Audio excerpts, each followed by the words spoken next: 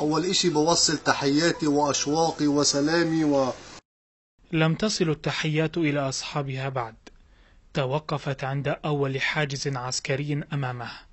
رصاصة أطلقها جندي احتلالي على حاجز يسمى الكونتينر شمال بيت لحم، أنهت معها حياة الشاب أنس الأطرش من مدينة الخليل، وتركت من رافقه تلك اللحظة يروي تفاصيل الحادثة.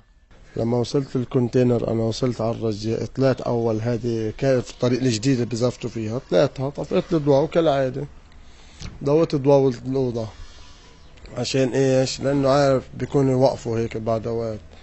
هلا هم ماسكين سيارة فيها 3 شباب، أنا شايفهم سيارة بيضة قدامي، أنا سيارة جتة بيضة، طفيت الضوء ومشيت، ضليت ماشي عادي. هلا طلعنا احنا اول على الرجة الاولى عادي، ما هي خفيفة.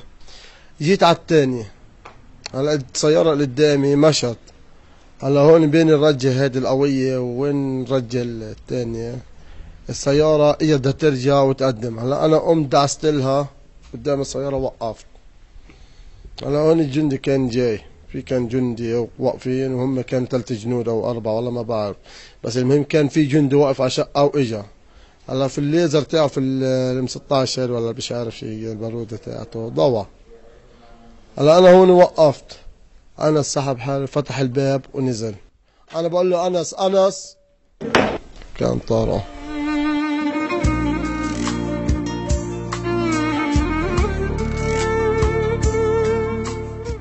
أنس أصيب مباشرة برصاصة في الصدر وفارق الحياة في لحظتها.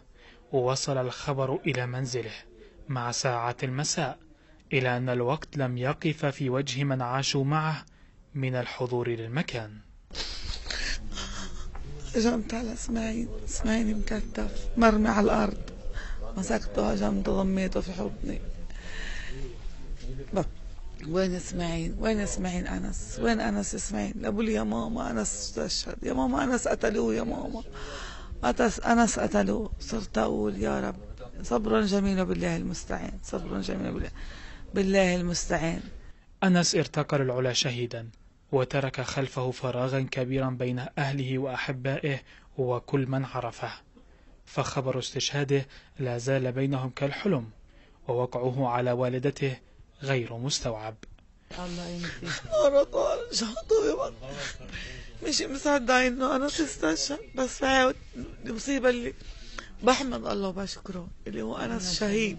يعني هذا الإشي اللي بواسيني، لأن أنا كل فرض صلاة بصلي وبقول اللهم احينا سعداء وأمتنا شهداء، يا رب تجعل أولادي كلهم شهداء، يا رب تجعل أولادي كلهم شهداء، كلهم في سبيل الله. بس يعني بهالوقت والله لسه صغير مش حابة، وهو لسه فرحان، بده يتجوز، بده يعمل، بده يعقد الدار. يعني شو بدي أقول لك، شاب ما شاء الله عنه، الحمد لله علي من الله، الحمد لله رب العالمين. أنس وشقيقه إسماعيل تقاسم أطراف الحياة وعاش معظم أوقاتها معا، حتى أنهم قرروا الزواج في يوم واحد. لكن هذا القرار وإن تأجل قبل استشهاده سيبقى للذكرى فقط. هذا إسماعيل خاطبين له، كنا لازم نجوزه إحنا في الشهر هذا، شهر 11.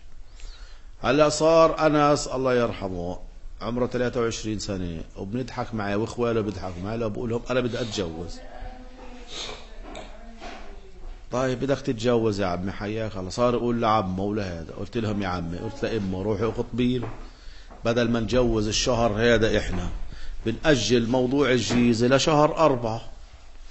اخطبي له، بتعرف الواحدة بدها تدور هون وهون وهون وهيك. ففعلا أجلنا جيزة ابن إسماعيل من شهر 11 قلنا لشهر 4، على سبيل إيش؟ نجوز التنين مع بعض. هنا كان يعيش أنس، ومن هنا كان ينشر الفرحة والابتسامة للجميع. رصاصة واحدة من جندي إسرائيلي قلبت الأفراح إلى أتراح، وبدلت الضحكات بصور ملأت جنبات المكان، فمن كان يحلم بزفافه زف إلى خالقه. لتلفزيون القدس، محمد العدم، البلدة القديمة بالخليل. تابعونا على مواقع التواصل الاجتماعي: فيسبوك، يوتيوب وتويتر.